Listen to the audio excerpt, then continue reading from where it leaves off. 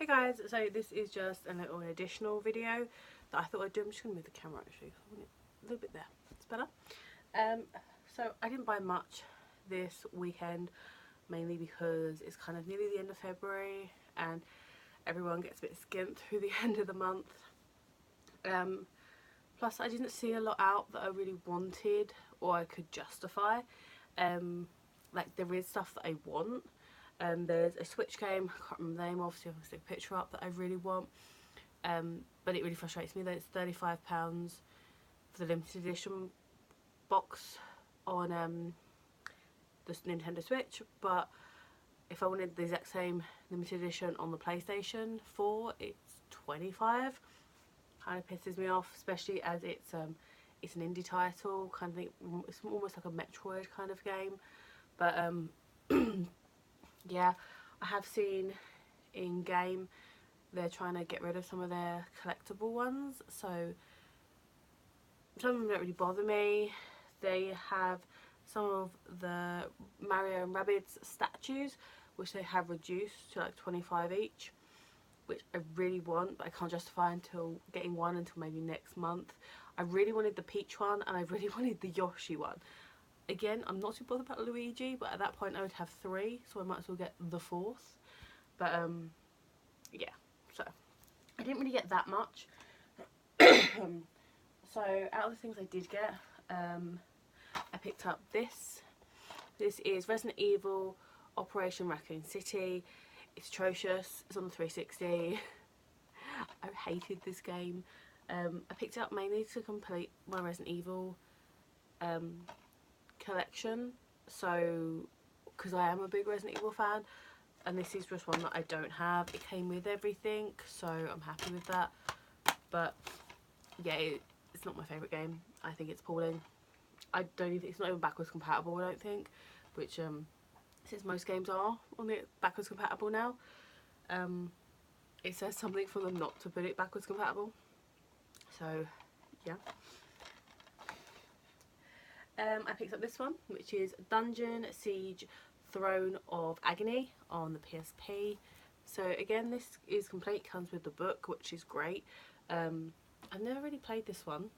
I actually really like the front cover, what pulls me in at the beginning, and then I obviously looked at the back as well.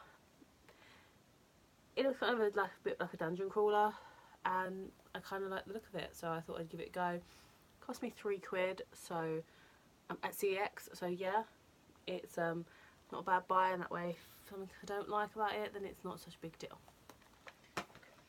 On the same aspect as PSP, I picked up this. So if you're not sure what this is a PSP clear shell hardshell for a PSP. So you push the button in here and it opens up and you can put your PSP in and it keeps your PSP all nice and pretty. And you can still get to basically all your little ports and stuff. So this cost me 50p, really not going to argue with that. And sometimes it's great to buy these accessories now when you still can for cheap, because eventually these kind of accessories will be like accessories you see for the SNES and obviously the original Nintendos and stuff like that. They become harder and harder to find because everybody remembers having one of these when they were a kid. Now they can't find them, so everyone's got one. So the next two things that I got, or the last two things that I got, were from CX again, and they're for the PlayStation 1 and 2. Obviously one of them will work on both anyway. So this is for PlayStation 2. So this, and you're probably looking at it like you have no idea what it is. So you plug this bit in here. It's made by Joytech, by the way, but you plug this bit in to your PSP, so that will be into the slot where one of your controllers goes. It does have another port on this side, so you don't have to worry, you can still use 2 controllers, otherwise that would suck. And this bit obviously transmits to this.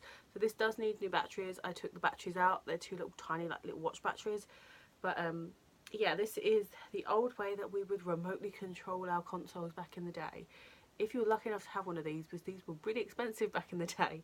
So obviously you can go on the main menu, play. These were quite good if you wanted to use your PlayStation 2 as like a DVD player, which quite a lot of us did, to be fair. It was cheaper than buying an additional DVD player. So yeah, this these two obviously came together, and these cost me 50p. So again, for 50p I'm not too bothered. I have cleaned all of this stuff because it was pretty dirty, but yeah, pretty sound with that. So let me just click that. The last thing that I actually got was an additional PlayStation 1 controller. So it is this one. So back in the 2000s, everything was crystal, as you can clearly see. It was like these weird crystal colours, so there'd be loads of different crystal colours, and you'd kind of be able to see through them, but not all the time, 100%. I just needed a few extra controllers just to help basically with everything. So yes, this is awesome. I actually love the way it looks. It's super cute. It was really dirty, unfortunately. Like one of the dirtiest controllers I've seen. But it cost me £4 at the end of the day, and I gave it a good clean, so it's fine now.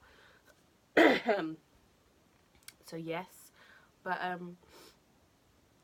yeah, this is obviously an original PlayStation 1 official controller, so I'm quite surprised it wasn't more expensive. But yeah, for £4 out of my local CX, I can't really complain. There's another like video game store up the road from them, had exactly the same controller in. They wanted like a tenner for it, so again, £4, really not going to complain. And I can use this one on PlayStation 2. This is a later PlayStation 1 controller, as you can see, because it has these. Because our original controllers, kids, didn't actually have these on them at all, and you used to have to just use this, and it was a pain in the ass. But yeah, so really happy with that one. It's nice little additional to the collection as well.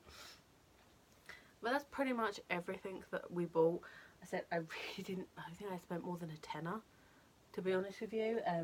This was £2.99 and I didn't say the price of it, so I don't believe I even spent more than a tenner on everything this kind of weekend.